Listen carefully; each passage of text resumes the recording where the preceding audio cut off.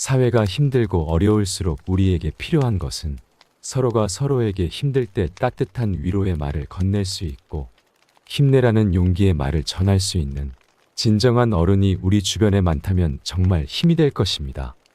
그런데 우리가 살아가면서 느끼는 것 중 하나는 우리 주변에 어른다운 어른이 점점 사라진다는 생각이 드는 것입니다.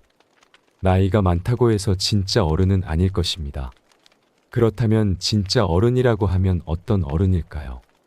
나는 무엇이 필요하다거나 나는 무엇을 해야 한다고 하는 언어를 사용하는 사람들은 상대방을 전혀 고려하지 않고 자기가 하고 싶은 대로 하는 어린아이와도 같은 사람입니다. 진짜 어른이라면 무엇을 할 수 있다고 생각하고 그것을 실천함으로 상대에게 도움이 되는 일을 할 수 있는 사람입니다. 상대방에게 필요한 일을 함으로써 꼭 필요한 도움을 줄 수 있고 인생의 디딤돌 같은 발판을 마련해주는 사람이라고도 할 수 있습니다. 진짜 어른들의 공통점이 있습니다. 이런 사람들은 답안지가 아닌 편지지 같은 인생을 삽니다. 답안지는 남이 정해준 문제에 대해 정답을 써야 하고 내가 생각하는 답이 아닌 출제자의 의도에 딱 맞는 정답 하나만을 맞춰야 하므로 자기 자신이 주인이 될 수 없습니다. 그러나 편지지를 한번 생각해 보세요. 편지지는 정답이 아닌 해답을 쓰는 것입니다. 해답과 정답은 어떤 차이점이 있을까요? 해답은 자기가 해석하기 나름입니다. 정답은 딱 하나밖에 없지만 해답은 주어진 상황에서 그 문제를 어떻게 해석하느냐에 따라서 정답이 될 수 있고 오답도 될 수 있습니다. 그러니까 편지지에는 내가 주관적으로 옳다고 생각하는 신념의 글을 쓰는 것이 가능합니다. 우리 주변에 수없이 많은 사람들을 만나서 관계를 맺다 보면 에너지가 충전되는 사람과 보기만 해도 에너지가 방전되는 사람이 있습니다. 만나면 나의 에너지를 다 빼앗기는 사람을 굳이 만나서 내 시간과 에너지를 다 써버리고 방전되기보다는 충전할 수 있는 사람을 만나서 서로 시너지를 낼 수 있는 사람만 만나도 아까운 것이 바로 시간입니다. 오늘 들려드리는 인간관계에 관한 지혜의 말씀을 들으시고 관계를 맺는 일에 있어서 더욱 지혜롭게 대처하시기를 바랍니다. 그러면 우리 주변에서 만나면 안 되는 5가지 유형의 사람에 대해서 말씀드리겠습니다. 첫 번째, 상대방의 마음을 긁는 사람. 만나면 상대방의 마음을 긁는 사람들의 특징이 있습니다. 우리말에 염치라는 말이 있습니다. 염치란 사전적으로 풀어보면 청렴하고 지조를 지키며 수치심을 아는 것이란 뜻입니다. 맹자도 인간이란 본디 염치를 몰라서는 안 된다는 말로 염치를 강조했으며 수치심을 아는 것이 바로 인간의 기본 도리라고 생각했습니다. 이와는 반대로 염치가 없는 사람을 일컬어 모렴치한 사람이라고 부릅니다. 이런 사람들은 자신의 잘못이 무엇인지 모르기 때문에 잘못을 뉘우치지 않고 언제나 변명과 기만을 일삼는 사람들입니다. 특히 자신이 시켜서 한 일이 잘못되었을 때 그 원인을 아랫사람에게 모두 뒤집어 씌웁니다. 이와 더불어 몰로 시작하는 몰상식, 몰지각 같은 부정적인 것들을 장착한 사람들도 모두 관계를 끊어야 할 사람들입니다. 여러분 주위에 생각나는 사람들이 있으신가요? 만약에 떠오르는 사람이 있다면 당장 관계를 끊는 것이 더 현명한 처사일 것입니다. 두 번째, 역할을 모르는 사람. 우리가 맥을 파악하는 것을 잘 파악하면 진맥이라 하며 맥을 잘 파악하지 못하는 사람을 쑥맥이라고 합니다. 우리 주변에는 쑥맥인 어린이 같은 어른들이 참 많습니다. 자신이 지금 자리에서 주연인지 조연인지도 구분하지 못한 채 자기의 자리를 망각하고 행동하는 사람들이 있습니다. 약속 시간을 잘 지키지 않는 사람도 다른 사람의 가장 귀한 시간을 빼앗는 시간도둑인 셈입니다. 이렇듯 자기의 자리를 잘 파악하고 자신의 역할을 잘 수행하는 사람은 진짜 어른이고 그런 역할을 망각하고 마치 자신이 주인공인 양 행동하면 꼰대 소리를 듣기 십상입니다. 사람은 자기의 자리를 잘 지키지 않을 때 더러운 인간이 됩니다. 밖에서 신던 신발은 자기의 자리가 신발장입니다. 그런데 그 신발이 자기의 자리도 잊은 채 식탁 위에 올라와 있다면 어떨까요? 신발이 더러워 보이는 이유는 자기 자리를 이탈해서 밥상 위에 있기 때문입니다. 따라서 어른이라면 자신의 자리가 어디인지 정확하게 판단해서 그 자리를 빛낼 수 있어야 합니다.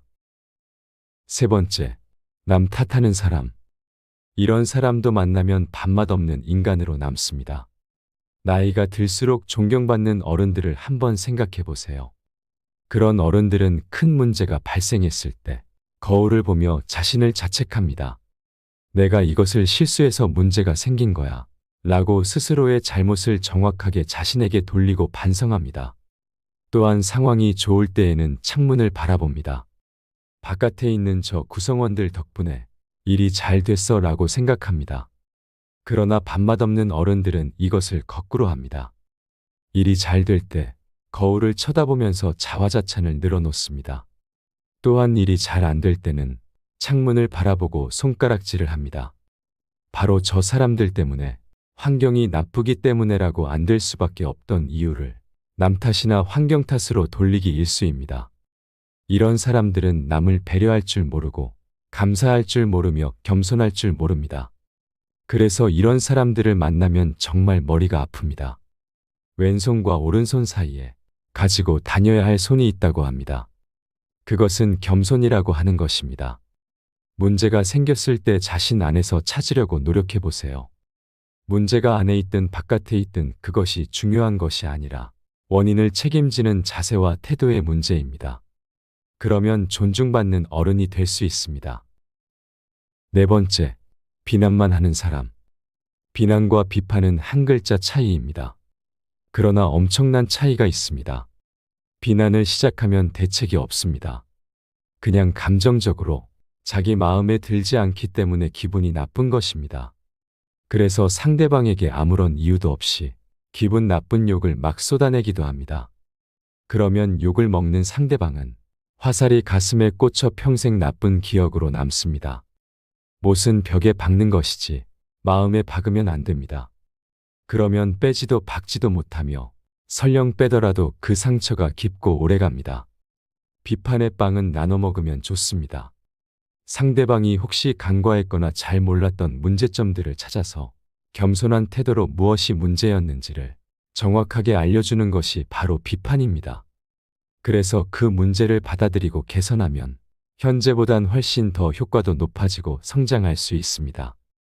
그래서 비난은 항상 도움이 안 되지만 비판은 받을수록 건설적인 대안을 찾아서 지금보다 훨씬 더 높은 위치로 올라갈 수 있습니다. 비난의 화살을 아무렇게나 쉽게 날리는 사람들은 많은 생각도 하지 않습니다. 주로 즉흥적으로 대응하는 말을 날립니다. 사람은 누구나 장점과 단점을 함께 가지고 있습니다. 그러나 유독 가까운 지인이나 동료 중에 나에게 도움이 될 거라며 단점을 콕 집어서 이야기하는 사람들이 있습니다. 아무리 그 말이 좋은 말이고 좋은 의도였다고 하더라도 그 말을 듣는 사람이 기분이 좋을 리가 없습니다. 먼저 기분이 상한 상태라면 단점을 고칠 리도 만무하겠지요. 그러니 비난하지 말고 정중한 태도와 진정을 담은 비판으로 상대방을 대해야 설령 당장은 기분이 좋지 않더라도 단점을 고쳐보려는 노력도 할 것이며 좋은 방향으로 나아갈 수 있습니다. 다섯째, 단점만 보는 사람. 너는 앞으로 이렇게 하면 훨씬 좋아질 수 있어. 너에게는 이런 좋은 점이 있으며 이것을 더욱 살리면 이 분야의 최고도 될 수 있어 라고 말해주는 어른을 만난다면 기분이 좋겠지요. 그러나 어떤 어른들은 정말 수많은 가능성 중에서 그것들은 싹 무시하고 못하는 것만 들춰내고 꼬투리를 잡아서 계속 지적질을 합니다. 그런 어른이라면 아무리 가까운 사이라도 다시는 만나고 싶지 않을 것입니다. 사람은 단점을 보완해서 그 분야의 강점 보유자를 절대 따라잡을 수 없습니다. 뇌과학적으로 시냅스가 끊어져 있어 아무리 열심을 내도 아무리 지적질을 해도 별로 도움이 되지 않습니다.